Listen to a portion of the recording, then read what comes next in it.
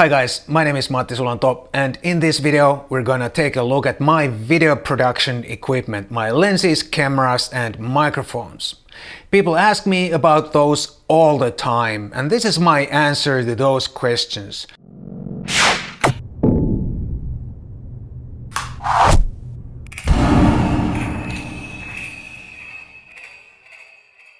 But before we go any further, please consider subscribing to my channel and hit the bell right there so you'll get a notification whenever I put up a new video. And I usually do that on Tuesdays and on Fridays. And now we can start talking about the video gear.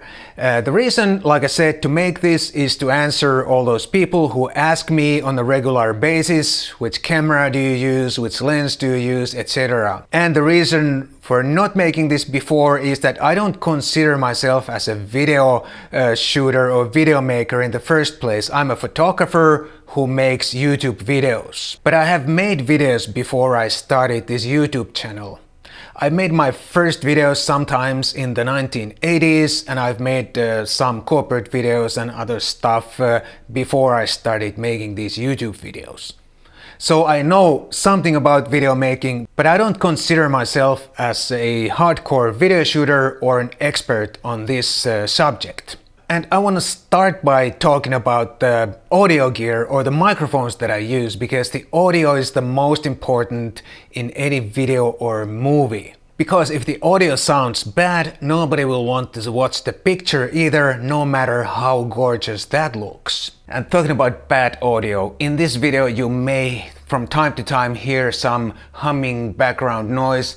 And that's some construction related machine or motor that's running out there on the street. And I'm sorry about that, but I can't do anything about it. I have a couple of different, or 3-4 different types of microphones. And this one, there was small Rode, don't remember the type, I'll put the name up here. This is the Rode, whatever it is, the small inexpensive Rode microphone that many vloggers use. This mounts on top of the camera to the hot shoe. And I use this sometimes when I do vlogging style videos, but not very often. And there's a good reason for that. I don't do a lot of vlog style videos, and even if I do sometimes, I don't do the whole video holding my camera like this. Sometimes I want to put my camera a bit further away and still be able to talk to the camera or to you guys. And that's why I prefer these wireless systems, because they keep the audio quality and my sound constant throughout the video. And I currently have 2 wireless microphone systems that I use actively. The one that I use the most is the relatively new Saramonic Blink 500 system, and this system has 2 transmitters like this one and a receiver that's on my camera right now. And I like this because it has 2 transmitters that can connect to one receiver, so if I happen to have a guest or if I'm making an interview or something, I can have a proper audio or proper microphone on both myself and my guest and get the good quality audio. These transmitters have a built-in microphone, but I can also use a normal wired lavalier microphone like I'm doing right now and connect it to the receiver. This receiver is a bit too heavy to put on a t-shirt or something, so that's why I'm wearing a lavalier microphone, this small microphone right now. And then I have another wireless system that I use mostly outside, and that's the Rode Wireless Go system. It has a transmitter and a receiver, quite small ones, very similar to the Saramonic. But the Rode has one advantage over the Saramonic. This Rode also has a built-in microphone, and I can put this very little windscreen, I believe it's called a red dead rat or dead mouse or whatever. I can put this on the microphone, and when I'm outside I don't have to worry about the wind noise ruining my audio. And when I'm outside filming all my own one-man band, it's just one worry less if I don't have to worry about the audio so much, because this pretty much eliminates all the wind noise in the audio. And it's just a bummer if I come back after shooting like 2 or 3 hours and then realize that some parts of the audio are not usable because of the wind noise. So this Rode Wireless Go is my preferred system when I'm filming outside. And the next up are the lenses, which I think is the next most important part in making video. My favorite lens here in my studio used to be the Lumix G25mm f1.7. It's on my G90 right now. And my favorite lens outside when I was filming on my own, all by myself, without any help, used to be the Leica 8-18mm. And that's on my G9 right now. But my current absolute favorite lens is the new Leica 10-25mm f1.7, which is on my camera right now filming this video. I absolutely love this lens, and it's replaced both the 25mm and the 8-18mm as my video lens. That lens has so many great features for video making. It's a great lens also for photography, but I think it shines in video. And first of all, it allows me to reframe my pictures very easily without moving the camera or changing the lenses. And it also offers reasonably fast f1.7 aperture throughout the range, and that makes it possible to get a reasonably shallow depth of field if I need one. And of course, it's optically really good. So I don't really use many other lenses for video these days anymore. It has replaced the 25mm and the 8-18mm pretty much altogether.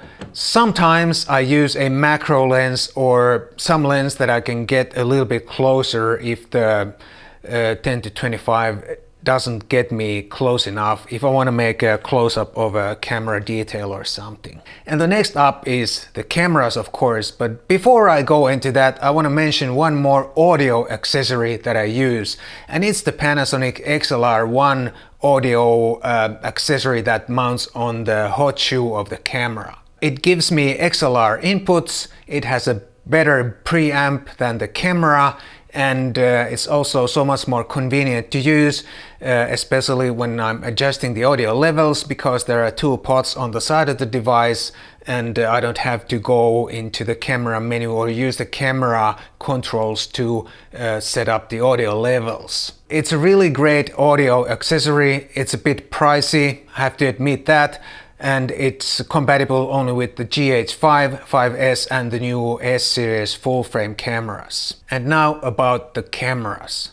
My main camera that I use here in my studio is the GH5S that's running right there filming this video. My original plan was to get the GH5 because it has a stabilizer.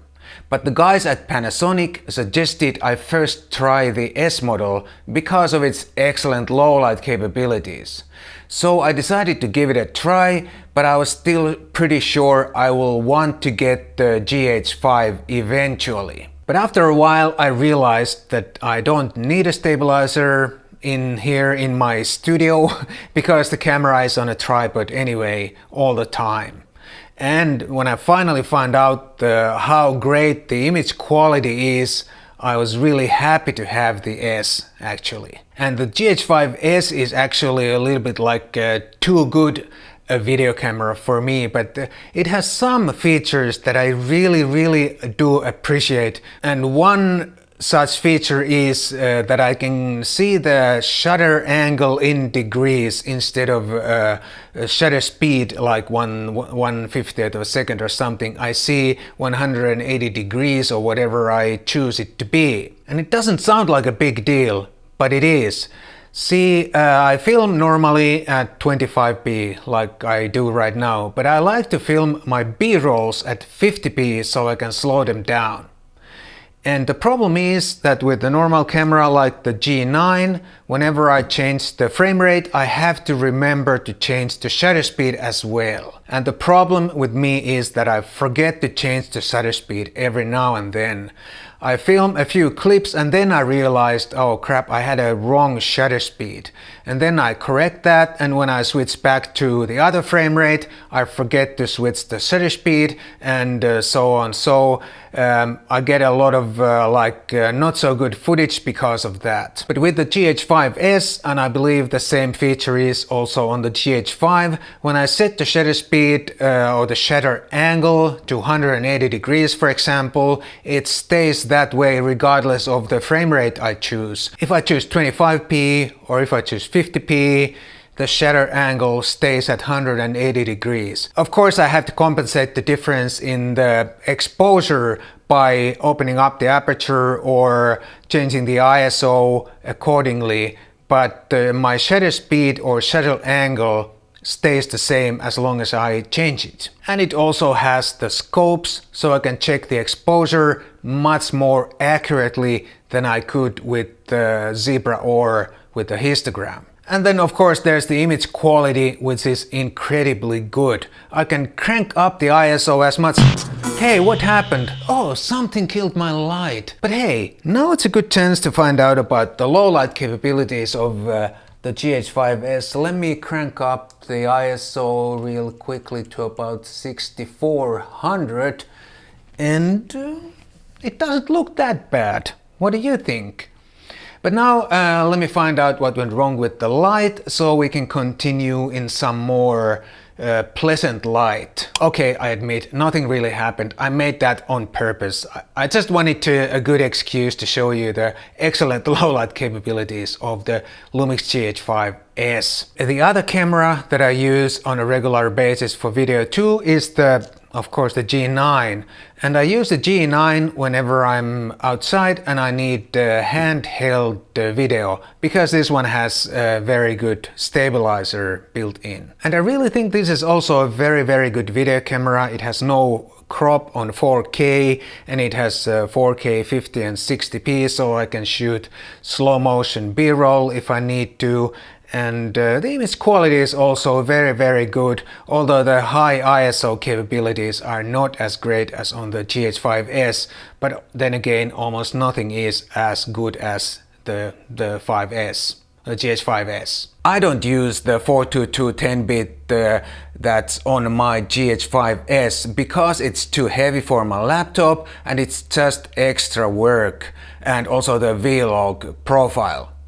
I use the Cinelike D picture photo style all the time because it requires almost no color grading or any post-processing work. This video has only some minor white balance adjustments and nothing else done in post regarding color grading or something like that. These days everyone makes such a big deal of the vlog profile and 10-bit and all that, but I think they are useful if you are making like real movies. But if you are like a YouTuber, one-man band YouTuber like me, then streamlining your workflow is, I think, crucial, and finding out the ways how to make the footage look as good as possible straight out of camera, I think it's a very good idea. And then of course the lights.